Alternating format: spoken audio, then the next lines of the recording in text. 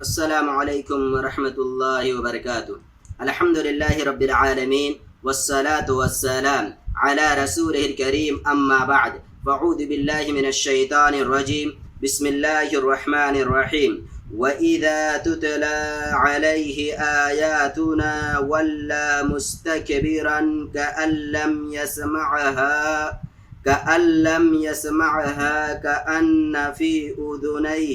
كَأَنَّ فِي أُذُنَيْهِ وَقْرًا فَبَشِّرْهُ بِعَذَابٍ أَلِيمٍ۔ سورہ لقمان آیت نمبر 7۔ پیارے سامعین، ہماری گفتگو چل رہی ہے اس سورت کے اندر جو آیتیں موجود ہیں اور جو تعلیمات اللہ رب العالمین نے ان آیتوں میں بیان کی ہیں، ذکر کی ہیں، ان پر اب تک سورہ لقمان کی 6 آیتوں پر ہماری آپ سے گفتگو ہو چکی ہے، اور میں نے اختصار کے ساتھ ذکر کیا تھا کہ اس سورت کے اندر آیت نمبر 4 اور 5 میں اللہ رب العالمین نے اہل سعادت کا تذکرہ فرمایا ہے، ان کے اوصاف کیا ہیں، ان کے انجام کیا ہیں، اس پر بھی اللہ رب العالمین نے گفتگو کی ہے۔ اسی طریقے سے آیت نمبر 6 اور 7 کے اندر ان لوگوں کا ذکر فرمایا ہے جو اہل شقاوت ہیں، جو اس کی تعلیمات سے اعراض کرتے ہیں، جو لوگ لہو لعیب لغو والی چیزوں میں اپنے آپ کو لگائے رہتے ہیں، اسلامی تعلیمات سے ان کا کچھ بھی واسطہ اور تعلق نہیں ہوتا ہے۔ دیکھیے آیت نمبر 7 کے اندر اللہ رب العالمین نے کیا کیا، یعنی کہ سب سے پہلے آپ یہ جان لیں کہ آیت نمبر 7 کا بھی تعلق آیت نمبر 6 سے ہے۔ کچھ اوصاف ان لوگوں کے آیت نمبر 6 کے اندر بیان کیے گئے ہیں جو اہل شقاوت ہیں، جو اس کی تعلیمات سے اپنے آپ کو دور رکھتے ہیں اور لہو لعیب والی چیزوں میں اپنے آپ کو مشغول رکھتے ہیں، ان چیزوں میں اپنے آپ کو لگائے رہتے ہیں جن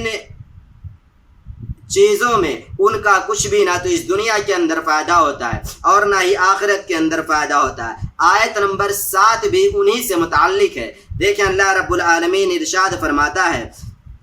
وَإِذَا تُتْلَى عَلَيْهِ آيَاتُنَا، اور جب اس پر ہماری آیتوں کی تلاوت کی جاتی ہے، وَلَّى مُسْتَكْبِرًا كَأَن لَّمْ يَسْمَعْهَا، تو وہ شخص ان آیتوں سے تکبر اختیار کرتے ہوئے اعراض کرتا ہے، کأن لم يسمعها، گویا کہ اس شخص نے ان آیتوں کو سنا ہی نہیں ہے، کأن فی اذنیہ وقرا، گویا کہ اس کے دونوں کانوں میں ڈانٹ لگے ہوئے ہیں، فبشرہ بعذاب علیم، تو ایسے شخص کو تکلیف دہ عذاب کی خوشخبری دے دیجئے۔ اللہ رب العالمین نے اس آیت کے اندر بیان فرمایا کہ جب ہماری آیتوں کی اس شخص پر تلاوت کی جاتی ہے، آیات سے مراد قرآن کریم ہے، جب قرآن کریم کی آیتیں اس کے سامنے پیش کی جاتی ہیں، کوئی تلاوت کرتا ہے، نبی یا صحابی یا تابعین یا کوئی اور انسان اہل ایمان میں سے، کیوں تلاوت کرتا ہے؟ تاکہ وہ ان آیتوں پر یقین کر لے، ایمان لے آئے، اور جو ان آیتوں کے اندر تعلیمات موجود ہیں ان تعلیمات پر عمل بھی کرے، اللہ اور اس کے رسول کی اطاعت کرے۔ اس وجہ سے اس کے سامنے قرآن کریم کی تلاوت کی جاتی ہے۔ وَلَّا مُسْتَكْبِرًا، تو وہ شخص تکبر اختیار کرتے ہوئے اس سے ان آیتوں سے اعراض کر لیتا ہے، اور ان آیتوں سے دوری اختیار کرنا، تکبر کی بنیاد پر دور ہو جانا، ایسا نہیں ہے کہ اس شخص کے سامنے کوئی اور کام ہوتا ہے جس کام میں وہ شخص لگا ہوا ہو، مشغول ہو، بلکہ تکبر کی بنیاد پر وہ شخص جو اپنے آپ کو لہو لعیب لغو والی چیزوں میں لگائے رکھتا ہے، جب اس کے سامنے اس کی آیتوں کی تلاوت کی جاتی ہے تو تکبر کی بنیاد پر وہ ان آیتوں سے اعراض کر لیتا، اور اس طریقے سے اعراض کرتا ہے گویا کہ اس شخص نے ان آیتوں کو سنا ہی نہیں ہے، اور کأن فی اذنیہ وقرا، اور گویا کہ اس کے دونوں کانوں میں ڈانٹ لگے ہوئے ہوں۔ ڈانٹ کا معنی کیا ہے؟ یہاں پر اللہ رب العالمین نے استعمال کیا ہے وقرا۔ وقرا کا معنی ہوتا ہے کہ ایسا بوجھ جو اسے قرآن کریم کی آیتوں کو تلاوت کرنے سے، جو اسے قرآن کریم کی آیتوں کو سننے سے محروم کر دیتا ہے ایک طرح سے، اس طرح کا بوجھ اس کے کان میں یا اسے محسوس ہوتا ہے۔ فَبَشِّرْهُ بِعَذَابٍ عَلِيمٍ، تو ایسے شخص کو اے نبی کریم صلی اللہ علیہ وسلم آپ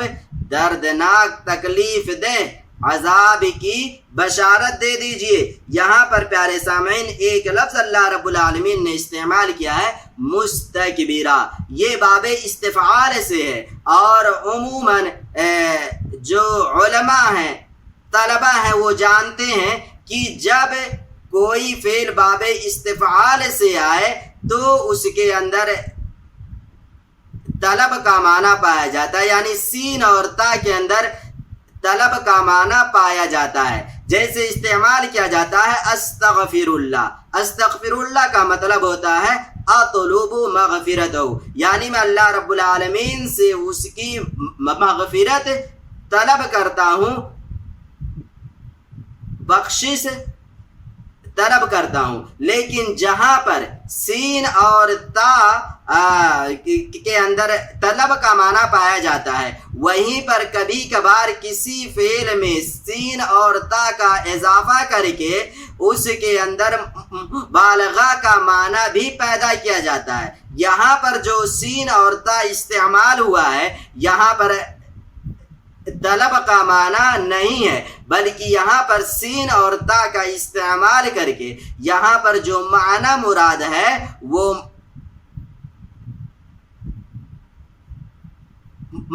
بالغے کا معنی مراد ہے، یعنی یہاں پر سین اور تا بالغے کے لیے استعمال کیا گیا ہے، یعنی وہ شخص تکبر میں بالکل ڈوبا ہوا ہوتا ہے، تکبر میں وہ شخص بالکل ڈوبا ہوا ہوتا ہے، اور اسی تکبر میں وہ شخص ڈوب کر بالکل اپنے آپ کو لگا کر ان آیتوں سے کیا کرتا ہے، اعراض کرتا ہے۔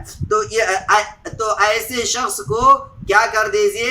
ایسے شخص کو اے نبی کریم صلی اللہ علیہ وسلم آپ تکلیف دہ عذاب کی بشارت دے دیجئے۔ پھر یہاں پر آپ پوچھیں گے کہ بشارت یا خوشخبری تو اچھی چیزوں کی دی جاتی ہے، یعنی جب ہم کسی کو کہتے ہیں کہ آپ کے لیے خوشخبری ہے تو اس کا مطلب ہوتا ہے خیر، یعنی اچھی کوئی چیز ہے جس کی آپ ہمیں خوشخبری دینے والے ہیں۔ اور یہ لفظ خوشخبری، لفظ بشارت کا استعمال آپ کہیں گے کہ یہاں پر اللہ رب العالمین نے کہا ہے کہ ایسے شخص کو تکلیف دہ چیز ہے، عذاب تکلیف دے، اس کی بشارت خوشخبری دے دیجیے۔ ہاں، ایسے لوگوں کے لیے جو لوگ لہو لعب میں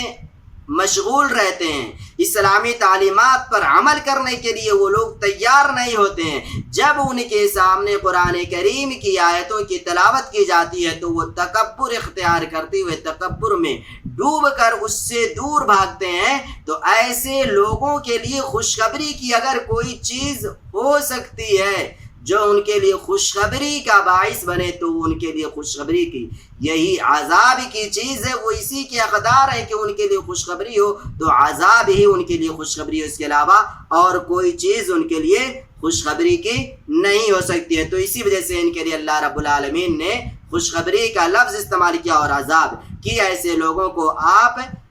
تکلیف دہ عذاب کی خوشخبری دے دیجئے۔ اللہ رب العالمین سے دعا ہے الہ العالمین تو ہمیں پیارے رسول صلی اللہ علیہ وسلم کی تعلیمات پر عمل کرنے کی توفیق دے، آمین۔ اور ایسے ہی ہر معاملے میں پیارے رسول صلی اللہ علیہ وسلم کو اپنا اسوہ، آئیڈیل اور رہنما ماننے کی توفیق دے، آمین۔ والسلام علیکم ورحمۃ اللہ وبرکاتہ۔